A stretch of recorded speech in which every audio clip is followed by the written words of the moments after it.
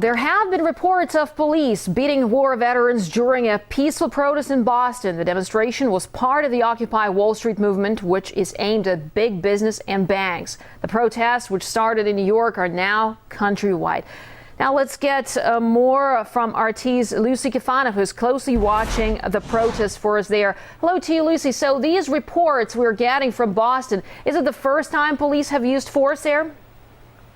Well, it's the first time that police have used force in Boston, although unfortunately not the same can be said for the rest of the country. What we know about the situation in Boston thus far is about 50 to 100 protesters have been arrested. We heard reports of about 1,000 people camped out. There's actually been such a massive support for this movement in Boston that there were two separate camp areas where protesters were demonstrating. One of them got raided by the police this evening. We heard reports about police officers actually breaking down the tents, confiscating property. And as you mentioned earlier, the most, egregious act that we had witnessed was an actual physical confrontation between some former veterans of the Vietnam War. At least one of the gentlemen that we heard about was 74 years old. There's video of him getting actually violently beaten down by the police. Very, very unusual situation, and it's something that was actually very closely watched here in downtown New York City, where, of course, the original so-called Occupy Wall Street protest began, that, of course, RT has been covering since September 17th. Now, they were live streaming some of the action here. A lot of the protesters very outraged at the actions that were happening.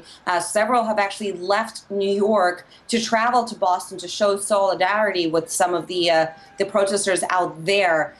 We do know that these, as you mentioned, these events, these protests are spreading throughout the country. There's a lot more support for it. And of course, it's not so much about the protest as the underlying economic situation that's leading to the conditions that are encouraging people to take to the streets. They are tired of what they call corruption in Wall Street, corruption in Washington.